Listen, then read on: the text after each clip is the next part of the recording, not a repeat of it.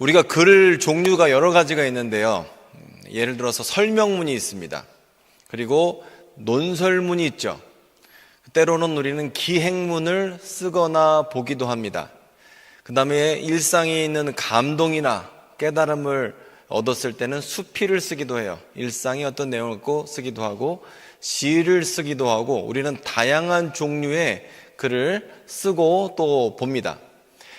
그런데 우리가 이런 여러 가지 글의 종류들이 많지만 우리가 제일 많이 접하는 글, 또 목적이 있는 글은 저는 광고라고 생각합니다. 여러분이 수필 형식의 광고, 아니면 설명문 형식의 광고, 아니면 논설문 형식의 광고, 시 형식의 광고, 이 카피가 하는 게 시처럼 많은 내용을 함축하고 있잖아요. 사실 우리가 제일 많이 접하는 건 광고라는 거예요. 광고. 여러분이 맨날 보는 거, 길 가면서 운전하면서 봐요. 라디오 틀면 나오는 게 광고예요. 유튜브 하면 거기서도 나와요. 음악도 광고. 다 광고라는 거예요. 그런데 제가 이렇게 좀 연구를 해보니까, 저는 목사잖아요. 연구를 해보니까 이 마태, 마가, 누가, 요한 복음서와 광고는요 비슷한 부분이 많은 거예요. 자, 몇 가지 비슷한 부분입니다. 먼저 목적이 뚜렷합니다. 광고는 구매를 위한 목적이 있다면, 이 복음서는 회심과 제자 공동체에 들어오게 하는 것, 교회되게 하는 게 목적입니다. 그리고 타겟 설정이 확실해요. 광고도 두리뭉실하게 광고 안 하거든요. 이건 50대 여자를 위한 광고, 아니면 탈모인을 광고, 이런 구체적인 목적을 해요. 그러니까 아무나 사라가 아닙니다. 20대 남자를 위한 광고, 이런 특정 광고를 하는데, 성경 보십시오. 마태복음은 유태인들을 위한 복음서예요. 그렇죠?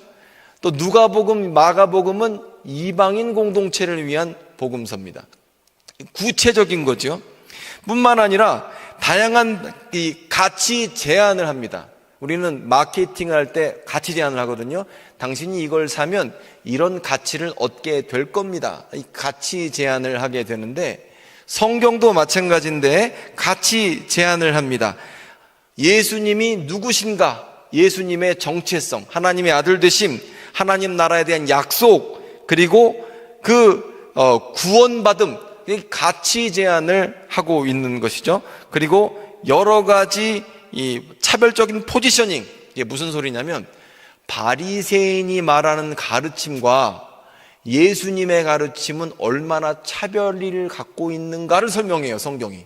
이 차별적 이런 프레이밍을 한다는 거예요, 성경이. 그래서 이거 진짜 재밌다, 그런 생각을 제가 했습니다. 뿐만 아니라 이 다양한 장르의 형식이 성경 안에, 복음서에 다 들어있습니다. 예를 들어서 산상수훈이나 이런 데를 보면 설명문 형식으로 하나님 나라에 대해서 나오고 있고요.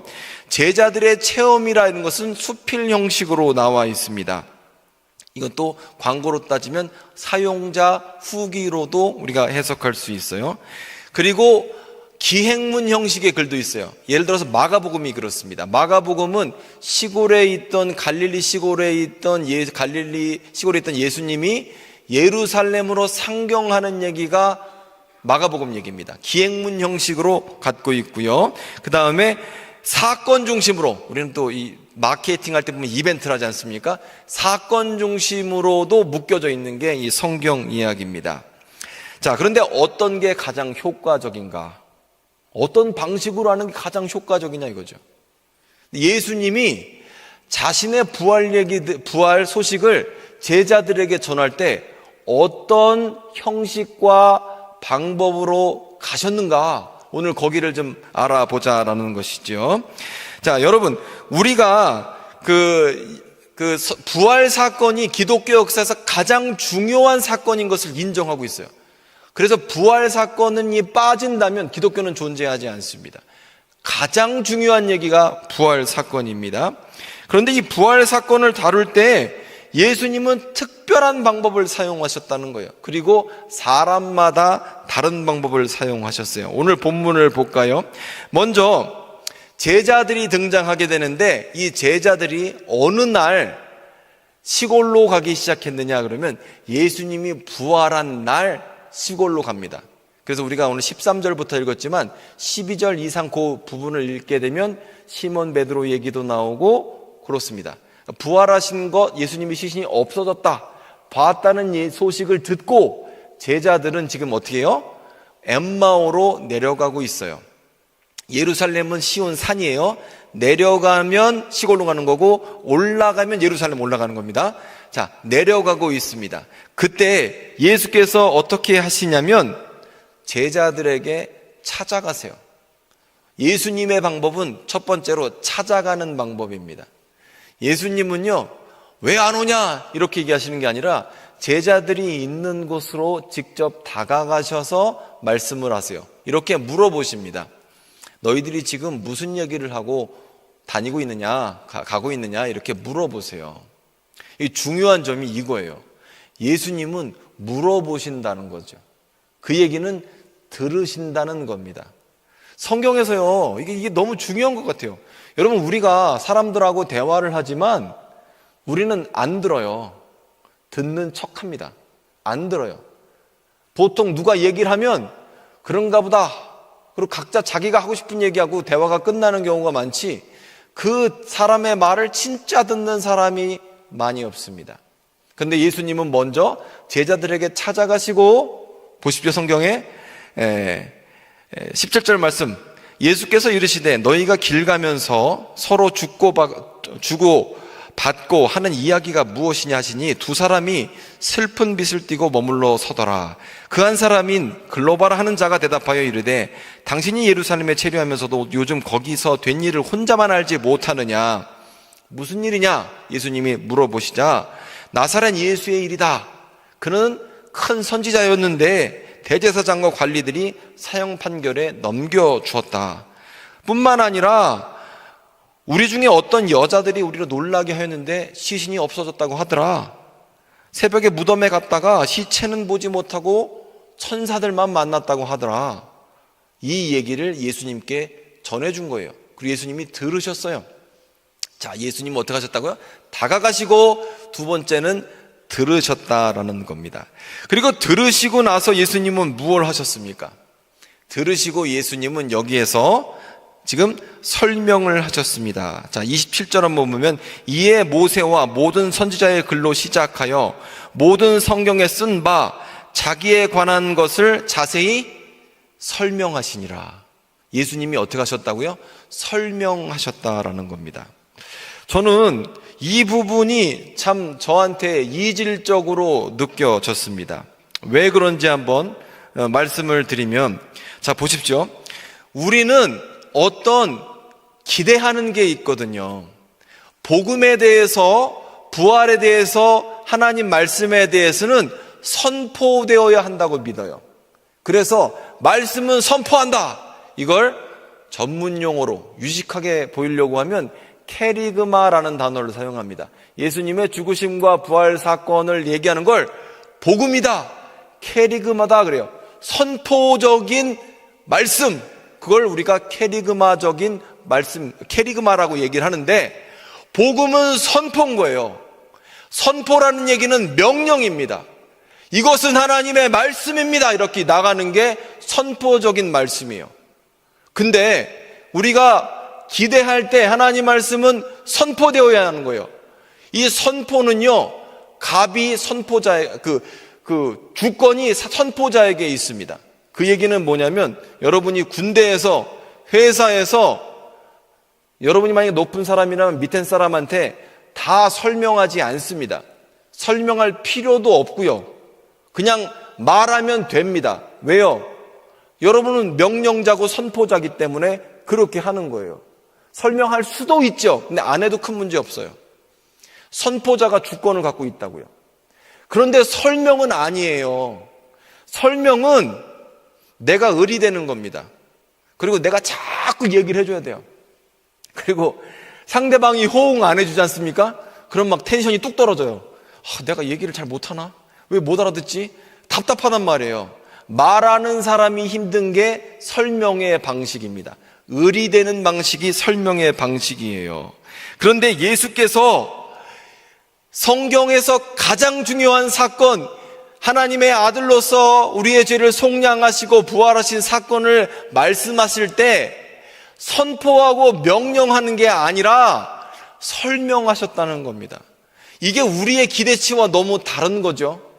여러분, 우리는 은혜 받고 싶은 어떤 형식이 있어요. 내가 하나님 앞에 막 부르짖고 은혜 받을 때 갑자기 막 내 입에서 방언이 나오고 몸이 부르르 떨리고 막 마음이 뜨거워지고 막 울음이 나올 것 같고 옆에서 기적이 나타나고 그 다음에 안진뱅이 일어나고 막 아멘을 하면 더욱더 좋겠고 이런 우리가 기대를 한단 말이에요. 근데 내 방식이 아니라 지금 예수님은 글로바와 다른 제자에게 찾아가셔서 들으시고 설명해 주시는 방식을 사용해서 부활의 사건을 전하셨다라는 겁니다. 이게 이상한 거예요. 우리 방식이 아니거든요. 사실 설득하거나 설명한다는 것은 굉장히 어려운 일입니다. 그런데 예수님이 이 방법을 사용하셨어요. 그리고 이 제자들을 한번 볼까요? 제자들 보세요. 제자들 뭐라고 얘기합니까? 오늘 성경 같이 봤죠? 제자들이 뭐래요? 예수님의 사건을 안 돼요. 제자들 하는 얘기가 무덤이 비었더래요. 여자들 중에 몇 명이 가서 직접 봤대요. 어떤 사람은 천사들의 얘기도 들었대요. 그리고 제자들은 뭐라고 그럽니까? 그거 아는데 어디 가고 있어요? 엠마오 가고 있지 않습니까? 그러니 그 자기가 알고 있는 지식과 사실이 객관적인 어떤 얘기가 주관적인 사실이 되지 못했어요. 그거 그렇대더라. 마케팅으로 따지면 어떤 물건이 좋다고 광고하더라. 어떤 스타가 요즘에 그거 광고 모델이더라. 내가 그 광고를 봤어. 알고는 있어. 그런데 구매하지는 않아. 알고 있을 뿐이야. 내가 예수님에 대해서, 부활 소식에 대해서 알아. 성경도 읽어봤어. 부활절마다 설교도 들었어. 그런데 그뿐이야. 나한테 부활하신 주님이 아니라 부활의 소식은 내가 알고 있는데 아직은 나의 주 나의 하나님은 아니야. 2단계가 바로 제자들의 현재 상황이었다는 겁니다. 복음은 알지만 현실 가운데는 복음이 나의 진리가 되지 못했어요. 현실 가운데 치여서 낙심하고 살아요. 설교는 들었지만 삶은 그대로, 교리는 알고 있는데 교리의 진짜 의미는 모르는 상태였다는 것이죠. 우리와 비슷하죠? 사실 우리는요, 정보만 갖고 선포만 갖고 살 수는 없습니다. 그게 나를 움직여주지는 않아요. 그래서 예수님은 엠마오로 가는 두 제자에게 가셔서 명령하지 않으셨습니다. 왜 모르냐? 3년 동안이나 순환에 대해서 내가 가르쳤는데 왜 모르냐? 이렇게 비난하지도 않으세요. 듣는 거예요. 들으셨다는 거예요. 명령하지 않고 찾아오셨고 동행하셨고 그리고 가까이 갔어요. 그리고 제자들과 대화하셨어요. 그런데 제자들은 예수님을 몰라봅니다. 왜 그럴까요? 왜 몰라볼까요? 내가 원하는 방식의 메시지가 아니었기 때문에 그래요. 나는 설득문을 듣고 싶고 캐리그마를 듣고 싶어서 시나 기행문으로 된 거는 안 들어오는 거죠. 내가 원하는 형식으로, 내가 원하는 방식으로 은혜 받아야 되는데 그게 아닌 거예요, 지금. 못 알아보는 거죠. 사실 우리 이런 경우 되게 많아요. 해외에서 유명한 스타들이 한국에서 그냥 돌아다니면 우리나라 사람들이 못 알아본대요. 저렇게 유명한 사람이 여기 있겠어? 이렇게 생각을 한다는 거죠. 그래서 못 알아본다는 거죠. 내가 원하는 방식으로 카메라가 수백 대가 있고 막 이러면 우리가 알아보지만 그냥 지나간다 그러면 우리는 알아볼 수가 없겠죠. 왜 그러느냐? 우리도 편견이 있기 때문에 그렇습니다. 우리는 내가 은혜 받고 싶은 방향이 있어요. 하나님께서 선포하셔서 그 말씀으로 내가 받고 은혜 받고 이걸 원한다라는 것이죠. 저는요, 설교 준비를 하면서 제가 오늘 이게 굉장히 저하고 부딪히는 말씀입니다. 제가 몇 달 됐는지 몇 주 됐는지 어떤 설교자가 하는 인터넷에서 나오는 이 글을 이런 1, 2분짜리 글을 봤습니다. 글을 보면서 이런 생각을 했어요. 왜 이렇게 매달려서 청중들한테 안달복달 이렇게 설명을 못해서 안달이냐. 말씀은 선포되어야 되는 거지. 이걸 왜 이렇게 설명하려고 드는 거야? 하나님 말씀 저렇게 전하는 거 아니야. 제가 그랬어요. 그리고 이게 메시지라는 건 선포되어야 되지. 하나님 말씀 제시하는 거지. 이렇게 하고 있었는데 이번 주 설교를 하면서 엠마오로 가는 예수님을 딱 보니까 예수님은 어때요? 제 편견하고 다른 거예요. 제 편견대로 했었으면 저는 이 말씀 여러분한테 전할 수가 없어요. 예수님 어떻게 해요? 찾아가셔서 들으시고 설명해 주셨어요. 이 설명이라는 것은 지식과 이해를 기반으로 하는 것을 얘기하고 있습니다. 자, 보세요. 기독교의 믿음은 지식과 이성을 사용합니다. 비나이다가 아니에요, 믿음이. 예수님은 구약 성경의 모세의 글로부터 선지자의 글까지 예수께서 메시아가 어떻게 오셔서 고난받는 것에 대해서 선지자의 글로 설명하셨어요. 그리고 제자들은 그것을 바탕으로 이해했고 믿음에 이르게 됐다라는 거예요. 여러분, 우리가 믿는 믿음은요, 그냥 무식하게 앞으로 가, 순종해, 이거 믿음 아닙니다. 우리의 믿음은 구약 성경을 기반으로 신약 성경을 따라서 말씀대로 오신 이 지식, 즉 학문과 경건이 조화가 되어야 되지. 막 여러분 중에 어떤 분들은 말씀은 보지도 않고 맨날 이렇게 믿습니다 그러는데 그거 바른 믿음이 아니에요. 지식과 학문은 같이 가야, 지식과 경건은 같이 가야 하는 것이거든요. 예수님이 그래서 설명을 하셨다는 거예요. 그래서 여러분, 우리가 편견을 좀 벗어버릴 필요가 있습니다. 여러분, 예수께서 그렇게 하셨기 때문에 그래요. 예수님은요, 첫 번째로 성경 전체로 설명을 하셨습니다. 모세오경, 선지서, 구약 전체를 인용하셔서 메시아의 고난과 영광이 하나님의 계획 안에 있음을 제자들로 알게 하셨고, 그리고 명령이 아닌 설득과 설명의 방법을 통하여서 강요하지 않으세요. 그냥 덮어놓고 믿어가 아니에요. 이걸 이치에 맞게끔 풀어주셨다는 거예요. 예수님께서는 우리의 이성을 무시하지 않으시기 때문에 그렇습니다. 그래서 제자들은 뭐라고 얘기합니까? 32절 보면 길에서 우리에게 말씀하시고 우리에게 성경을 풀어주실 때에 우리 속에서 마음이 뜨겁지 아니하냐. 이게 제자들의 고백이었다는 거죠.